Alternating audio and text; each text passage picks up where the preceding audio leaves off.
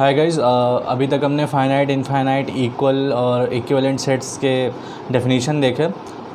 NCERT में एक exercise है जो कि इन सब टॉपिक्स पे बेस्ड है, तो आइए हम उसको सॉल्व कर लेते हैं। कोई ज़्यादा टफ टॉपिक नहीं है ये, तो इस वजह से एनसीईआरटी के क्वेश्चन प्रॉपर रहेंगे। आप अगर उतना सॉल्व कर लेते हैं तो उसके बाद आप इस लायक हो जाते हैं कि आप अपनी अलग प्रैक्टिस कर सकते हैं। तो आइए उन क्वेश्चंस को सॉल्व करते हैं। और देखिए आपकी स्क्रीन पे इस वक्त तो क्वेश्चन शो भी हो रहे होंगे। देखिए पहला क्वेश्चन है, which of the following are examples of null set. तो फर्स्ट है set of odd numbers, odd natural numbers divisible by 2। Odd natural numbers divisible by 2, तो ये एक एम्प्टी सेट होगा या नल सेट होगा। देखिए ऑड नेचुरल नंबर कौन से होते हैं, 1, 3, 5, 7 एंड सो ऑन। और बोला गया है कि इस सेट में ऐसे नंबर होने चाहिए जो ऑड नेचुरल नंबर हो और 2 से डिविजिबल हो। तो ऐसा कोई ऑड नेचुरल नंबर नहीं है जो 2 से डिविजिबल होगा, तो इस वजह से इस सेट में एक भी एलिमेंट नहीं आएगा। तो ये एम्प्टी सेट या फिर नल सेट बोला जाएगा। मैंने आपको बताया था एम्प्टी सेट को नल सेट या फिर वॉइड सेट भी बोला जाता है। सेकेंड क्वेश्चन देखिए, set of even prime numbers. Even prime numbers में भी 2 है मेरे ख्याल से केवल, और इससे पहले भी हमने एक एग्जांपल इस पे देखा था। अगर कोई नंबर इवन है तो वो 2 से डिविजिबल हो जाएगा, और अगर वो 2 के अलावा कोई और नंबर है जो कि 2 से डिविजिबल है तो वो प्राइम नंबर नहीं हुआ, क्योंकि फिर उसके 2 से ज़्यादा फैक्टर्स हो गए। तो इस वजह से ये जो सेकंड क्वेश्चन है, set of even prime numbers, इसमें एक एलिमेंट आएगा 2, तो इस वजह से ये एम्प्टी सेट नहीं होगा। तो थर्ड क्वेश्चन देखिए, x such that x is a natural number, x is less than 5 and x is greater than 7। Natural numbers हैं और x जो है वो 5 से छोटा है, तो 1, 2, 3, 4 और 7 से बड़ा है, तो 8, 9, 10, 11 इस तरह से आएगा। देखिए ना कंडीशन, देखिए सेट क्या दिया हुआ है कि x जो है वो नेचुरल नंबर होना चाहिए और x जो है वो 5 से छोटा होना चाहिए और 7 से बड़ा। एंड बोला है कि और बोला, एंड बोला गया है। तो मेरे ख्याल से ये एम्प्टी सेट होना चाहिए। मेरे ख्याल से ये एम्प्टी सेट होना चाहिए क्योंकि इसमें एंड बोला गया है। तो आप अपने हिसाब से इसको देखिएगा एक बार। अगर इसमें कोई दिक्कत होगी तो कमेंट बॉक्स में आप कमेंट कीजिएगा। तो मुझे जो लगता है ये एम्प्टी सेट होना चाहिए, क्योंकि यहाँ पे x is less than 5 and x is greater than 7 बोला गया। और बोला जाता तो इसमें बहुत सारे एलिमेंट आ सकते थे। वैसे देखिएगा, जो होगा बताइएगा कमेंट बॉक्स में। y such that y is a point common to any 2 parallel lines. तो ये एम्प्टी है, 2 पैरेलल लाइन में कोई भी पॉइंट कॉमन नहीं होता, तो ये एम्प्टी सेट है। तो देखिए कितने आसान से क्वेश्चन है। Which of the following set are finite. देखिए हम सेकंड क्वेश्चन की तरफ चल रहे हैं। Which of the following set are finite और infinite. The set of months of a year, 12 month होते हैं, फाइनाइट है। सेकेंड है 1, 2, 3 डॉट डॉट डॉट इनफाइनाइट है। थर्ड है 1, 2, 3 dot dot dot up to 99 और 100 गिन सकते हैं इसको, ये फाइनाइट है। The set of positive integers greater than 100।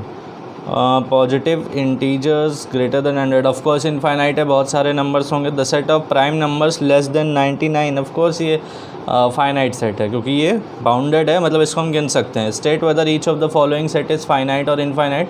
The set of lines which are parallel to x axis. Infinite set है ये, क्योंकि ऐसी बहुत सारी लाइंस हो सकती हैं जो कि एक्स एक्सिस के पैरेलल हो। देखिए ना, आप बना के देख लीजिए। जैसे ये मैंने एक एक्स एक्सिस ये हुई 1, 2, 3, 4, 5, 6, 7, 8 ऐसे करके हम बहुत सारी लाइंस बना सकते हैं जो कि एक्स एक्सिस के पैरेलल होगी। The set of letters in the English alphabet, of course ये फाइनाइट सेट है, 26 लेटर्स होते हैं। The set of numbers which are multiple of 5। Multiple of 5 infinite set है। मल्टीपल और फैक्टर में थोड़ा सा कन्फ्यूज़न बच्चों को होता है। मल्टीपल मतलब ये है कि ऐसे कौन से नंबर है जिनको 5 डिवाइड कर देता है, और फैक्टर का मतलब ये है कि ऐसे कौन से नंबर हैं जो 5 को डिवाइड कर देते हैं। तो यहाँ पे मल्टीपल बोला गया, तो ऐसे बहुत सारे नंबर हो सकते हैं, 5, 10, 15, 20, 25 बहुत सारे नंबर्स हो सकते हैं, तो ये इनफाइनाइट है। नेक्स्ट चलते हैं हम लोग अपने अगले क्वेश्चन पे। देखिए, the set of animals living on the earth, infinite set है। The set of circles passing through the origin, of course infinite set है। डिफरेंट रेडियस पे हम डिफरेंट सर्कल्स बना सकते हैं। In the following set state whether a is equal to b और not. देखिए यहाँ पे पहला है ए is equal to ABCD and B is equal to DCBA। Of course equal set है। यहाँ पे पहले क्वेश्चन में A is equals to B होगा, ABCD ही दिया हुआ है और बस मैनर अलग कर दिया दूसरे में। सेकंड है 4, 8, 12, 16। 4 8 12 6, ये इक्वल नहीं है क्योंकि यहाँ पे 12 नहीं है, 18 है। थर्ड है ए इज़ 2 4 6 8 10, बी दिया हुआ है x such that x is positive even integer and less than equal to 10। Of course ये इक्वल है। आप देखें ना, पॉजिटिव इवन इंटीजर्स, पॉजिटिव बोला है तो 0 से बड़े ही होंगे सारे, और इवन बोला है तो 2 4 6 8 10, तो यहाँ पे ये इक्वल सेट होगा। नेक्स्ट है ए is equal to x such that x is a multiple of 10, multiple of 10, ये बराबर नहीं यहाँ पे क्योंकि यहाँ 15 दिया हुआ है। और are the following pairs, next question है are the following pairs of sets equals, give reasons. ये क्वेश्चन आप अपने आप करेंगे, देखिए आपकी स्क्रीन पे दिखाई दे रहा है।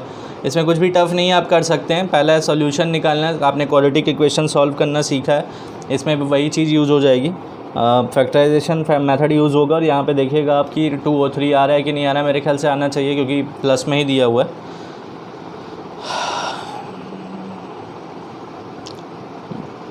शायद हो सकता है ना भी आए क्योंकि -2 और -3 भी हो सकता है, वैसे देख लीजिएगा, देखते हैं क्या होता है, हो जाएगा बड़े आराम से।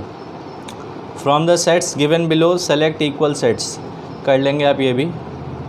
चलिए हम नेक्स्ट टॉपिक की तरफ चलते हैं, अपने सबसेट्स, बहुत ज़्यादा इंपॉर्टेंट है, यहीं से एक अच्छा टॉपिक शुरू होता है सेट में। तो सबसेट देख लेते हैं क्या होता है। डेफिनेशन देखिए आपको स्क्रीन पे शो हो जाएगी। सबसेट पढ़ना अब हमको, देखिए बहुत ज़्यादा अच्छा टॉपिक है ये, आपको डेफिनेशन स्क्रीन पे शो हो रही होगी, बट एक बार आप डेफिनेशन पढ़ लीजिए। एक जो मैं कह रहा हूँ उसको एक बहुत ही सीरियसली देखिएगा, कितना मज़ा आता है बनाने में इसको, कितना मज़ा आता है लिखने में। अगर आप ये चीज़ें करना सीख गए तो मैथमेटिक्स में आप बहुत ऊपर जाओगे। जैसे नेक्स्ट 12th में जो पहला चैप्टर है उसमें थोड़ा सा थ्योरेटिकल मेथड यूज़ हुए हैं, जैसे रिफ्लेक्सिव प्रूफ करना है, सिमेट्रिक प्रूफ करना है। जो 12th के बच्चे देख रहे होंगे उन्हें पता है कि ये सब चीज़ें आएंगी अगर उन्होंने पढ़ा होगा तो, और जो 11th के बच्चे हैं डेफिनेटली आपको आने वाला है। तो यही सब चीज़ें सीखते हुए चलना है यहाँ से कि लिख क्या रहे हैं। देखिए बाय वर्ड टू वर्ड इसको सीखते चलिए, मैं क्या बोल रहा हूँ बस सुनिए। देखिए if small a belongs to capital A, अगर स्मॉल ए कैपिटल ए में है, जहाँ पे कैपिटल ए सेट है और स्मॉल ए एलिमेंट है, इम्प्लाइज, ये इम्प्लाइज का साइन होता है, small a belongs to capital B. अगर ए में है और इम्प्लाई कर रहा है ए बी में भी है, तो इसका मतलब हुआ कि ए जो है वो सबसेट हुआ बी का। समझ रहे हैं मैं क्या बोल रहा हूँ? समझ रहे हैं? तो ये एक तरफ से चला। अब दूसरी तरफ देखते हैं कि अगर ए सबसेट है बी का, तो इसका क्या मतलब होगा?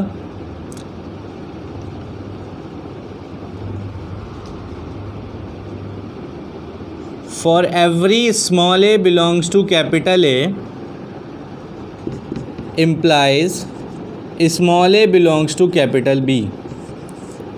मतलब कि कैपिटल ए का हर एक एलिमेंट कैपिटल बी में मिलेगा, तो ए जो है वो बी का सबसेट हुआ। थोड़ा सा और अच्छे से देखते हैं, एक एग्जांपल के तौर पे आपको समझ में आ जाए। मान लीजिए जैसे एक सेट है ए 1 2 3 और एक सेट बी है 1 2 3 4 5। देख रहे हैं यहाँ पे, देखिए 1 2 और 3 दो के दो, ये सब के सब बी में मिल रहा है। तो ए सेट ए पूरा का पूरा सेट बी में मिल रहा है, मतलब सेट ए के सभी एलिमेंट सेट बी में मिल रहे हैं। इस वजह से ए को बी का सबसेट बोला जाएगा। समझ रहे बात को कि सबसेट क्या होता है? बहुत आसान है ये, पढ़ते चले इसको। नोटेशन का क्या मतलब होता है, नोटेशन कैसे लगाते हैं, ये आपको समझ में आ रहा होगा। देखिए सबसेट के केस में कुछ स्टेटमेंट समझने बहुत ज़रूरी हैं। देखिए पहला स्टेटमेंट मैं क्या बोलना चाह रहा हूँ, if A is the subset of B and B is the subset of A, then A is equals to B. मतलब कि ए अगर बी का सबसेट है और बी ए का सबसेट है, तो ए जो है और ए और बी आपस में बराबर होंगे। देखिए ए अगर है 1 2 3 और इसके अकॉर्डिंग ए सबसेट है अगर बी का, तो बी में 1 2 3 तो ज़रूर होगा। अभी इसको नहीं लगाते हैं। दूसरी condition, b is the subset of a. अगर बी सबसेट है ए का इस कंडीशन के अकॉर्डिंग, तो बी के सभी एलिमेंट ए में होंगे। तो 1 2 3 हैं तो 1 2 3 हैं। देखिए ए और बी आपस में बराबर हैं। तो अगर कोई दो सेट एक दूसरे के सबसेट हैं तो वो दोनों ही सेट आपस में बराबर हो जाते हैं। दूसरा स्टेटमेंट है कि अगर कोई सेट ए है तो ये खुद का ही सबसेट ज़रूर होगा। देखिए ना क्या है कि ए अगर दिया हुआ है, एक एग्जांपल के तौर पे अभी ले रहा हूँ मैं ये सब, a इज़ इक्वल्स टू 1 2 3, तो ए में ए के सभी एलिमेंट मिल रहे हैं ना। एक बार ए और लिख लीजिए आप अपनी सहूलियत के लिए। 1 भी मिल रहा है, 2 भी मिल रहा है, 3 भी मिल रहा है, तो इस वजह से कोई भी सेट खुद का सबसेट ज़रूर होता है। थर्ड देखिए, एम्प्टी सेट फाई हर एक सेट का सबसेट होता है, चाहे कोई भी सेट हो। एम्प्टी सेट जो होता है वो सबका सबसेट होता है। अब देखिए, अब आप ये सोच रहे होंगे कि चलो ठीक है ये चीज़ें समझ में आ गई, फाई एम्प्टी सेट जो होता है वो हर एक सेट का सबसेट कैसे हो गया। तो देखिए, सबसेट होने के लिए क्या कंडीशन होती है कि अगर कोई सेट किसी दूसरे सेट का सबसेट है तो उस सेट के सभी एलिमेंट उस दूसरे सेट में मिलने चाहिए। अब एम्प्टी सेट में जब कोई एलिमेंट ही नहीं है तो कंडीशन तो ऐसे ही फुलफिल हो गई। बात समझ रहे हैं क्या होता है? देखिए, बात समझने की कोशिश कीजिए। अगर एम्प्टी सेट में कोई भी एक एलिमेंट होता, मान लीजिए, जो कि पॉसिबल नहीं है तभी उसको एम्प्टी सेट बोला गया है, मान लीजिए कि उसमें एक एलिमेंट होता और तब फिर कंडीशन अप्लाई होती कि वो उसमें मिल रहा है कि नहीं मिल रहा है। अगर एलिमेंट है ही नहीं, कोई एलिमेंट नहीं है, तो कंडीशन तो वैसे ही फुलफिल हो गई। समझ रहे हैं ना बात को? तो इस वजह से एम्प्टी सेट जो होता है वो हर एक सेट का सबसेट होता है। बहुत इंपॉर्टेंट है। अभी आगे चल के आप पावर सेट पढ़ेंगे तो उसमें इन सब चीज़ों का बहुत ज़्यादा यूज़ होगा। तो जितना बताया जा रहा है उतना होल्ड करिए। मिलते हैं नेक्स्ट लेक्चर में कुछ और क्वेश्चंस के साथ, कुछ और टॉपिक के साथ। बहुत इंटरेस्टिंग टॉपिक होने वाला है ये। अपना ध्यान पे रखें, घर पे रहें और क्वेश्चंस लगाते रहें। Thank you.